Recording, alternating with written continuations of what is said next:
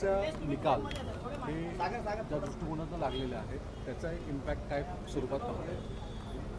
सुरुवातीपासून सगळ्या मीडियामध्ये आणि खास करून इंडिया आघाडीमधून हे एक अशी प्रचार माध्यमातून त्यांनी बातमी पसरवली की हरियाणामध्ये काँग्रेसच जिंकणार, जम्मू काश्मीरमध्ये BJPच्या दणकून पराभव होणार.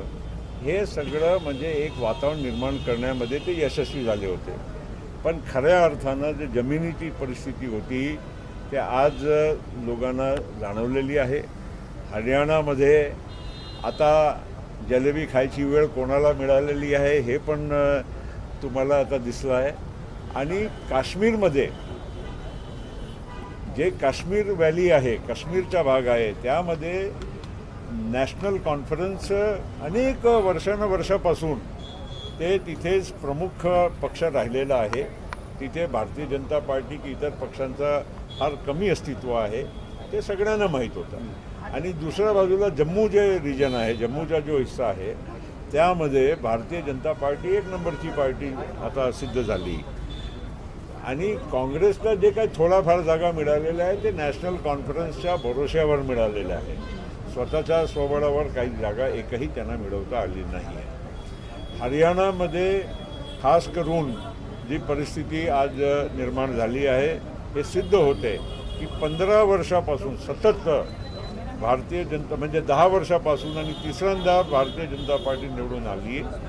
आणि जे एक प्रचार होता की शेतकरी नाराज आहे, की अमुक एक वर्ग नाराज आहे, आमचे ते तिथे खेळाडू नाराज आहे, हे एक फक्त मीडिया इव्हेंट करून लोकांच्या दिशाभूल करण्याचा प्रयत्न होता.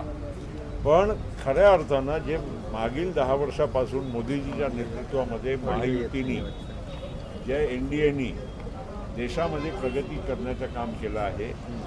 शेतकऱ्यांना आज सन्मान निधी मिळते, महाराष्ट्रामध्ये सन्मान निधी मिळत आहे. शेतकऱ्यांचे कर्ज आपलं विजेचे जे बिल होते माफ झाले, पुढच्या वीजचे बिल शून्य येणार आहे.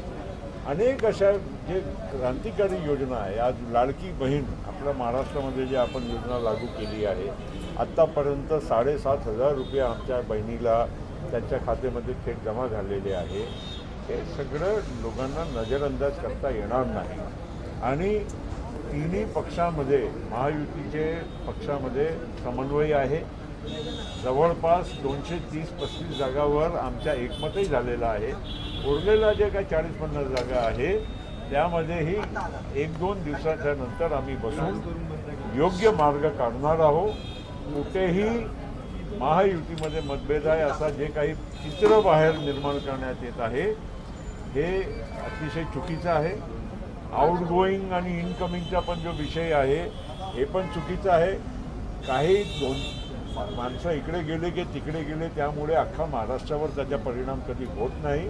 आणि प्रत्येक निवडणुकीमध्ये आज नाही इतिहास आहे, प्रत्येक निवडणुकीच्या अगोदर काही लोक इकडे तिकडे या पक्षामधून त्या पक्षामध्ये जात येत असतात. त्याचा अर्थ हे नाही आहे की जनसामान्यामध्ये काही नाराजी आहे की काही परिणाम आहे. ते स्थानिक स्तरावर काही लोकल इलेक्शनच्या एक गणित म्हणून लोक इकडे तिकडे होत असतात.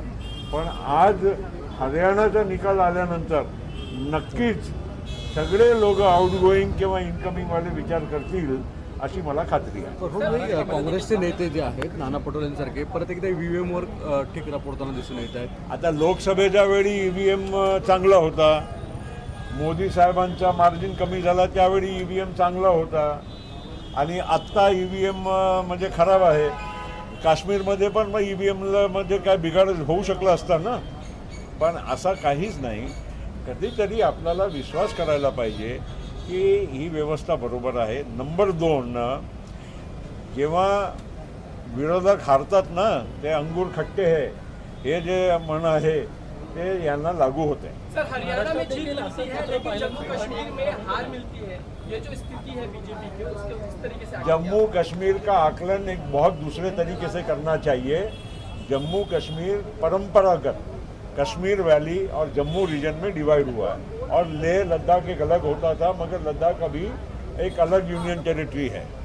सवाल अभी जब जम्मू कश्मीर का आता है तो कश्मीर वैली में परंपरागत आज नहीं, जब से पहले इलेक्शन हुए तब से नेशनल कॉन्फ्रेंस, शेख अब्दुल्ला साहब थे, फिर फारूक अब्दुल्ला साहब, उमर अब्दुल्ला जी, इन लोगों की परंपरागत कश्मीर और कभी कभार पीडीपी थोड़ा बहुत वहाँ पर वोट शेयर लेते गई। वहाँ कभी बीजेपी का अस्तित्व कभी रहा नहीं, कांग्रेस का बल्कि जहाँ अस्तित्व था वो धीरे धीरे समाप्त हो गया। और आज जो भी कुछ थोड़ी बहुत सीट कांग्रेस ला पाई है वो नेशनल कॉन्फ्रेंस के बदौलत आई है, उनके खुद के बदौलत नहीं। जहाँ जम्मू का जो हिस्सा है वो हमेशा वो कांग्रेस और बीजेपी के उसमें ही लड़ाई होते आई, लेकिन इसमें सिद्ध हुआ कि बीजेपी वहाँ पर एक नंबर की पार्टी जम्मू रीजन में है। तो एकाएक अगर उसका आकलन करेंगे तो जम्मू कश्मीर करके आपको जरूर दिखता होगा, लेकिन अगर आप रीजनल और पुराना इतिहास को देखेंगे तो भारतीय जनता पार्टी का भी परफॉर्मेंस जम्मू कश्मीर में बहुत ही अच्छा रहा है।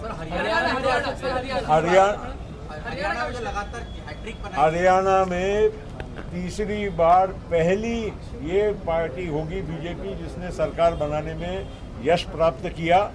और ये बात साधारण नहीं है कि उनका वोट शेयर और सीटें पिछले वक्त से और बढ़ी हैं।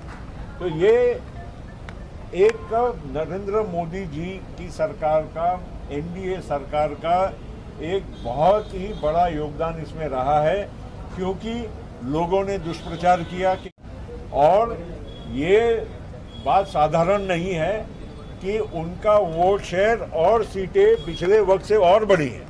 तो ये एक नरेंद्र मोदी जी की सरकार का, एनडीए सरकार का एक बहुत ही बड़ा योगदान इसमें रहा है, क्योंकि लोगों ने दुष्प्रचार किया कि किसान नाराज है, हमारे जो खेल कूद में जो हमारे स्पोर्ट्समैन हरियाणा से आते हैं वो लोग बहुत नाराज है, और कुछ जातीय समीकरण के बारे में भी एक गैर प्रचार, एक गैर समझ निर्माण करने में मीडिया के माध्यम से हमारे जो विरोधक है ये कोशिश कर रहे थे।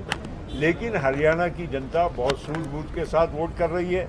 सभी समुदायों ने वोट बराबर किया, सभी वर्ग के लोगों ने वहाँ वोट बराबर किया, और आज वहाँ पर बीजेपी की बहुत शानदार विजय वहाँ हो रही है। महाराष्ट्र के लिहाज से कैसे देखेंगे? महाराष्ट्र के लिहाज से हरियाणा की जीत एक बहुत उत्साहवर्धक है।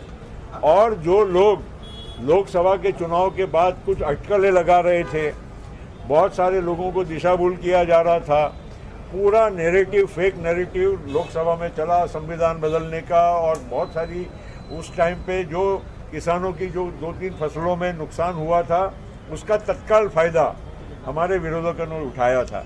लेकिन आज वही प्याज का किसान हो या वही सोयाबीन कपास का किसान हो, उसके बारे में सरकार योग्य निर्णय ले रही है। दूध को सब्सिडी देने के मामले में सरकार ने योग्य निर्णय लिया है। महाराष्ट्र सरकार ने किसानों की बिजली के पुराने बिल माफ़ किए और आगे बिजली के बिल शून्य कर दिए। ये सारी चीज़ों से, और सम्मान निधि, दिल्ली की सम्मान निधि के साथ साथ उतनी सम्मान निधि किसानों को महाराष्ट्र सरकार भी दे रही है। ये सारी चीज़ों से एक सिद्ध होने वाला है कि आगे आने वाला महाराष्ट्र का चुनाव महायुति के पक्ष में ही रहेगा और शानदार विजय यहाँ भी होगी। दूसरे पार्टियों में जा रहे हैं। अरे हर चुनाव में कोई ना कोई पार्टी से कुछ 1-2 लोग इधर जाते हैं, 1-2 लोग इधर आते हैं, ये कोई नई बात नहीं है। और वो इसलिए नहीं जाते हैं, वो स्थानिक अपने लोकल इलेक्शन के हिसाब से कुछ लोगों का एडजस्टमेंट कम ज़्यादा होता है। लेकिन ये सारी बातें केवल अटकलें हैं। जैसे हरियाणा में लोगों ने पहले ही जलेबी खा ली और अपने भाइयों बहन को खास करके खिलाने की साजिश की, तो अब ये जलेबी किसके हिस्से में आई हो तो आपने देख लिया। महाराष्ट्र में भी बहुत लोगों ने जल्दी, आपल्याकडे पेड़े असतात तो पेड़े बहुत जल्दी लोगों को खिला रहे हैं, लेकिन वो पेड़े किसको खाने का मौका मिलेगा ये आगे का समय दिखाएगा। आपकी सीट शेयरिंग ठीक से हो जाएगी सर? हमारे सीट शेयरिंग में कोई चिंता वाली बात नहीं है। 230-35 सीटों में हमारे तीनों पार्टियों में एक वाक्यता हो गई है।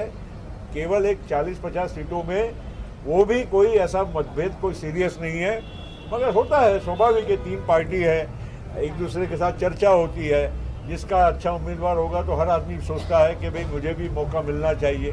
ये अगले 2-3 दिनों में ये मामला भी सेटल हो जाएगा। या फिर ओबीसी भी अलग नाव- लोकसभाच्या यहाँ पे वेळी फरक पडेल. लोकसभाच्या वेळी जे जे काही सामाजिक प्रश्न होते, काही शेतकऱ्यांचे प्रश्न होते, काही युवकांचे जे प्रश्न होते, हे सगळे जे संभ्रम जे त्यावेळी निर्माण करण्यात आले होते आता दूर झालेले आहे। लोकांनाही समजते की शेवटी आपल्या भल्यासाठी कोण काम करते आणि महाराष्ट्रामध्ये शिंदे साहेबांच्या नेतृत्वामध्ये, देवेंद्रजी अजितदादाच्या नेतृत्वामध्ये महायुतीने मागील 1 वर्षामध्ये क्रांतिकारी निर्णय घेतलेले आहे। या निर्णयाच्यामुळे नक्कीच प्रत्येक वर्गानं आता वाटते की आमची हे सरकार परत आली पाहिजे। सर, एक महत्त्वाचा प्रश्न की रामराजे निंबाळकर यांच्याबद्दल सुद्धा चर्चा सुरू काही- झाली. काही तुमचं काय बोलणं झालं? रामराजे निंबाळकर साहेबांच्या माझं बोलणं झालं, काही त्यांच्या मनामध्ये काही संभ्रम नाही आहे, फक्त काही स्थानिक प्रश्न आहे, ते स्थानिक प्रश्नांच्याबद्दल त्यांच्या मनामध्ये काही प्रश्न होते, ते आता अजितदादाशी उद्या आम्ही सगळेच त्यांच्याशी बोलणार आहोत। ते अजितदादा आज नाही आहे मुंबईला, उद्या येतील तेव्हा रामराजे साहेब त्यांना भेटतील। पण तारीख सुद्धा सांगितली जाते. 14 तारीख. अरे बाबा, मी तुम्हाला आता तुम्ही एक व्यक्ती 2 व्यक्तीच्या विषयी बोलू नका। तुम्हाला मी सांगितलं आहे प्रत्येक इलेक्शनमध्ये काही ना काही प्रत्येक पक्षामध्ये काही ॲक्टिव्हिटी होते। आता भारतीय जनता पार्टीचे पण काही नेते सोडून गेले, काही आमच्या काही एखादा व्यक्ती इकडे तिकडे गेला, काही येणारही आहे ना, असं थोडी आहे की सगळं आउटगोईंग कोण आहे। येणार आहे? अरे खूपच येणार आहे, अजून थांबा तरी। अजितदादा फायनल बारामतीतून निवडणूक लढवणार की नाही, खरं काय आहे? काय? अजित पवार हे अजितदादा बारामतीमधूनच उभे राहणार। मी अधिकृतपणे तुम्हाला सांगतो की काय संभ्रम नको ठेवा। सर, हिंदी में निकलेगा कि बारामती से अजीत दादा बारामती विधानसभा से अजीत पवार साहब ही लड़ने वाले हैं। ये संभ्रम निर्माण कुछ लोगों ने किया, लेकिन मैं अधिकृत तौर से आपको स्पष्ट करना चाहता हूं कि अजीत पवार ही बारामती से एनसीपी के कैंडिडेट रहेंगे। एक सीट डिक्लेयर कर दिया आपने। हाँ, एक सीट मैंने स्वयं डिक्लेयर कर दिया। पार्टी का वर्किंग प्रेसिडेंट होने के नाते ये अधिकार, क्योंकि उनकी सीट वो खुद कैसे तय करेंगे, वो तो मुझे तय करना पड़ेगा, इसलिए मैंने कर दिया। Thank you. दशहरा के आसपास हमारी यूटी की लिस्ट, मैंने कहा ना 230-35 जगह में तो कोई प्रॉब्लम ही नहीं है। जो भी प्रॉब्लम है वो रिझॉल्वेबल है, ऐसी कोई बहुत मुश्किल काम नहीं है। दशहराच्या आधी आमच्या 230-35 जागावर एकमत जे झालेलं आहे, सगळ्यांची याद्या येणं सुरू होणार। 45 ते 50 जागा आपल्याला मिळतील अशा पद्धतीची एक चर्चा आहे. काय ते? आता तुम्हाला जे काही करायचं असेल अंदाज ते लावा तुम्ही। हे सगळं 5-7 दिवसामध्ये जेव्हा स्पष्ट होईल कोणाला किती जागा आहे, राष्ट्रवादीला पण सन्मानपूर्वक आमच्या 60च्या आसपास जागा जे आम्ही म्हणत आलेलो आहोत त्याच्या आसपासच राहणार आहोत। रामराजे निंबाळकर असेल, झिरवळ असेल, यांची समजूत नेत्यांची काढली जाते। आता जिरवळ साहेब मला भेटून गेले, अजिबात त्यांच्या मनामध्ये कुठलाही संभ्रम नाही आहे। ते तर लढणारच आहे, आमच्या पक्षाकडूनच लढणार आहे, आमचे नेते आहे ते। असा काहीच विषय नाही आहे, रामराजे साहेबांचाही विषय नाही आहे। काही स्थानिक काही छोटे मोठे प्रश्न असतात, त्याच्यामुळे एवढा मोठा काही म्हणजे ढग कोसळला आहे असा काही समजायचं कारण। त्यांना थांबवण्यासाठी त्यांच्यासोबत चर्चा अरे सुरू आहे का? थांबवण्याचा विषय कुठे येतो? कोणी जात असेल तेव्हा थांबवायचा विषय येतो। आम्ही ठीक आहे, काय स्थानिक काय प्रॉब्लेम्स असतील ते चर्चा करून मार्ग काढू। सर, येणारी मंडळी आहे का तुमच्याकडे? मराठा कम्युनिटी